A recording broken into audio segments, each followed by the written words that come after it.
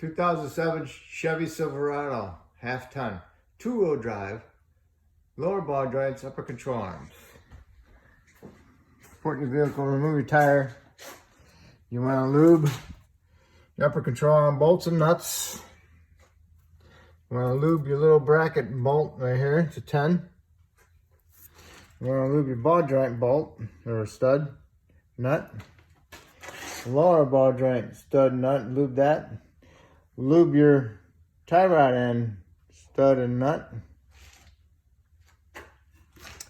And then you want to break the taper on your tie rod end. It's a 21 millimeter. Get the 21 millimeter out and take the nut off the tie rod end. Hit your knuckle with a hammer. Break the taper, taper on that. And then push that all the way in. So you can remove your caliper and bracket. It's an 18, goes in through the backside. Remove that, get a pry bar, small screwdriver or big screwdriver, pry your caliper off your rotor. Remove your rotor. If it's held on by the little Torx, remove the Torx bolt. Cut the rotor off. You want to take out your little bracket, 10 millimeter. Take your ABS sensor wire out of it. Disconnect your ABS sensor. Get the whole wire harness out of the way.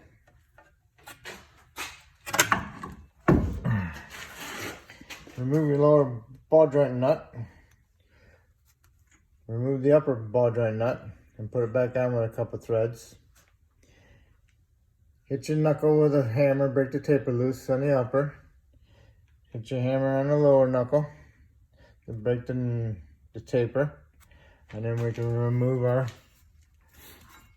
knuckle completely out of there. Okay, that's what I'm gonna do now. Okay. This truck is lifted. It's got like an 1.5 inch spacer up here above the strut, which means it makes this more spring loaded. I broke the tapers loose. Make sure you got that nut threaded up on there pretty good, because it just popped it right off, right under the ground. Almost landed on my tennis shoe foot. So always wear steel toe. I do, but not today. Okay. What I'm gonna do is I'm gonna remove the upper control arm. You got your nut there. Pretty sure it's 21 bolt. Get them off. And then we'll have to work the bolts out behind the, in between the spring holes. So let's get the nuts off. Alright, and then you have to pry off your little adjuster plates. You might have to take your little plastic out of your plate too, because that's factory settings. Never had alignment. If it did, it didn't need to be adjusted. But make sure you put those back in when you're done. Okay, I can't get the bolt out because it's hitting the spring. The spring is too far down because of this stupid 1.5 inch spacer in here, because they raised it up and lowered this down. Otherwise, the bolt would be coming out in between these two springs, because the whole thing would be up higher. So now I'm gonna have to undo these two bolts and pull the strut out this way to clear access for that bolt. They go that way. So if you're gonna do one that's jacked up with that type of system, you're gonna have to take the lowers off, slide it forward. More time, more money. Okay. My bolt was seized in there. Penetrant. Moved it around, moved to use a wrench. Take the back one out first. As you're taking it out, keep the washer up against the side as close as possible so you can get just the bolt out, and leave the washer close to the side. And when you get it far enough out, you can pull the bolt out of there. So if you leave the washer up to the end there, it hits the spring and you can't pull the bolt out. Just like the way that one looks. So we'll have to put the washer real close to the side here, you know, and just keep working the bolt out, okay? Alright. Okay, I had to take the whole strut out so I can get this stupid ass bolt out. Stupid bolt out. Okay? Usually if they don't have the spacer in there and lowers the strut down, you can get them, you can fish them out. But 3 nuts on top, came right out. The 2 on the bottom, they came out and it was good. So now I can just pull the bolt out. And the whole thing comes right out, okay? Right there. Alright. Time to clean up my bolts and put some anti-seize on and put my new control arms in.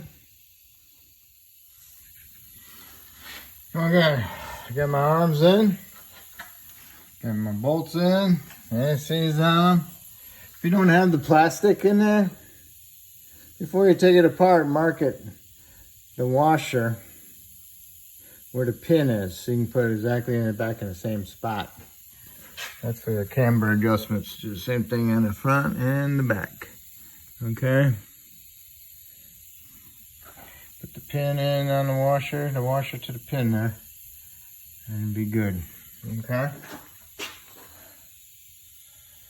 All right, just got the bolt snug, just so it's up out of the way so I can work it. Okay. Now I'm gonna put my strut back in. Okay. Okay, I supported the lower control arm with a jack stand. If you don't have a jack stand, find something that's pretty strong and sturdy that won't give when you hit it with a hammer, sledgehammer. Hit the top of the ball joint cap right here, pound it down. Could use a tool, but there's no big lip around the outside of it because the cones go over and it's nothing for it to sit on, so I have to pound it out. Okay, I'll give you an idea. Not a brush, but it will go. Okay. Okay, I got my tool on there. Got my main piece of my kit, adapter kit, ball joint, installer from the adapter kit, and the stud is pointing down towards the bottom, going through here. I'll show you them when I get it done, but I just want to show you that. Okay.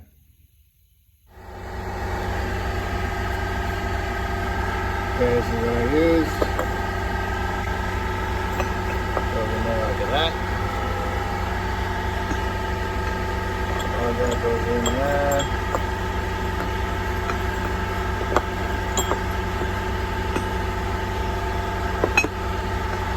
So, all that goes in the control arm. These on top of the control arm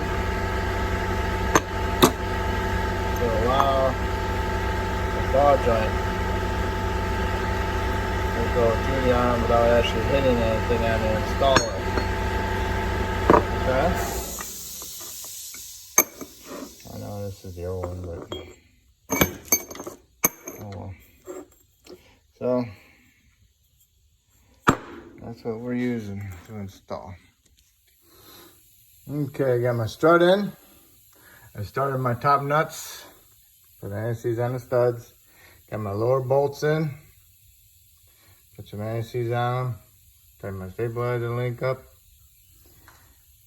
Now it's time to, when you did your ball joint, make sure you put your clip in and make sure it snaps in to the groove.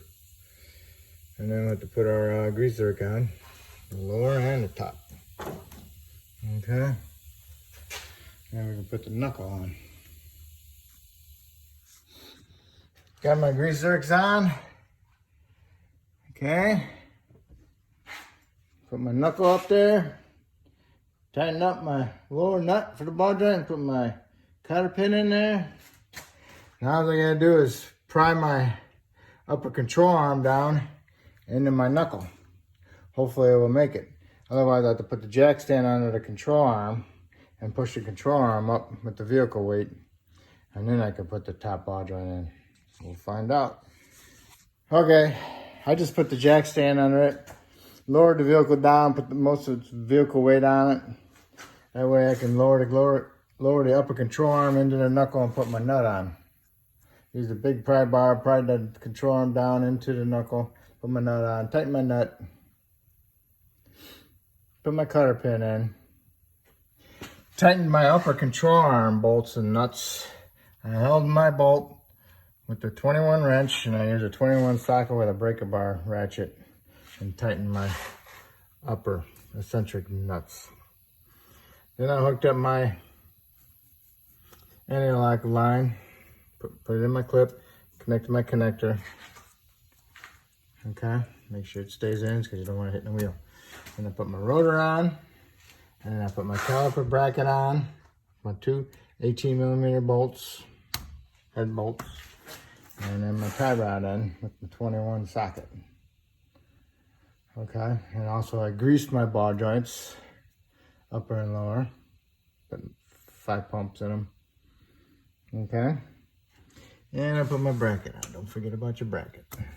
Okay, I'll raise it up. I'll take the jack stand on. I'll put my tire on, and all I gotta do is lower it down on the ground, and then I can tighten my upper strut nuts.